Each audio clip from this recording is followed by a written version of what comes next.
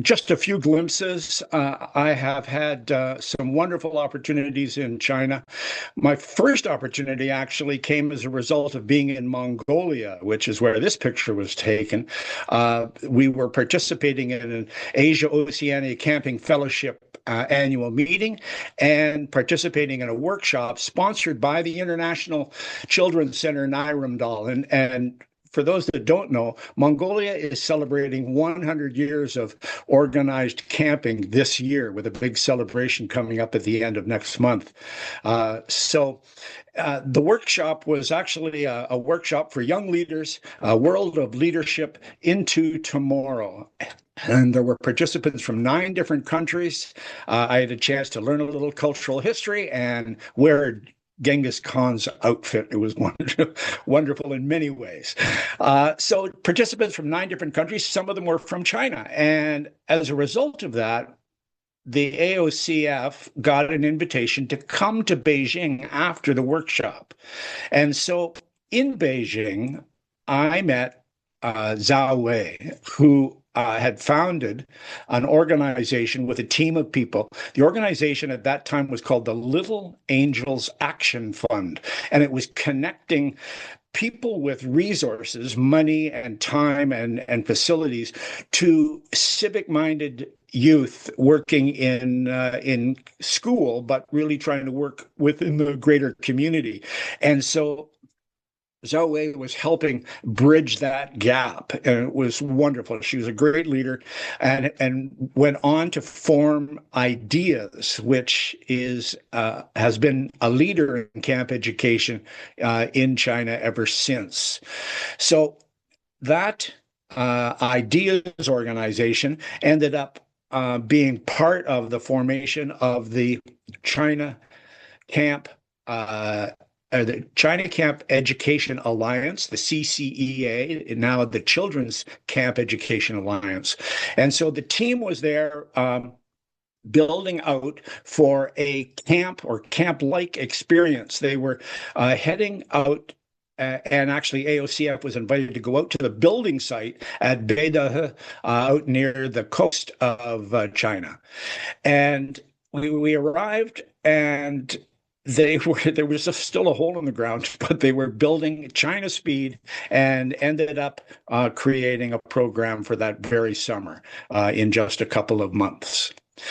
So over the years, we met many other organizations, individuals, groups, all doing camp and camp-like activities. The Chinese Mountaineering Association, Institute for Camp Education, Campfire International, all kinds of groups and individuals who we're looking for this non-formal education, and it's been building and building and building ever since. They run professional conferences, and they're eager to learn and eager to share. It's been great. The International Camp Directors course has taken off in China, and the ICDC runs once a year. Tennant is often in China, I know, leading those programs. And there are so many ICDC graduates that they hosted an ICDC forum of graduates, of alumni, and it will be available, I know, at ICC and will continue to grow. So around the events, I had a chance to visit different camps, and some of being designed from first principles, professional. Can you imagine in North America having the opportunity to build from scratch? And so big investors, lots of professional planning and development, and some of them are in natural settings, some are in urban settings, some are adjacent to parks, some are on refurbished sites. So there were hotels or cultural areas that have kind of been converted into hosting camps. I've come to realize that camp, just like everywhere else in the world, has many different faces and can take place in different settings as long as you have principles in place and leadership in place. If you take a look at some of the camps, many of them would be indistinguishable from other camps in other parts of the world. High quality, great settings, group building, lots of activities. It's been wonderful. There are also some wonderful touches, connections to nature and history and culture. The camp design is kind of done in order to reflect the setting that they're in.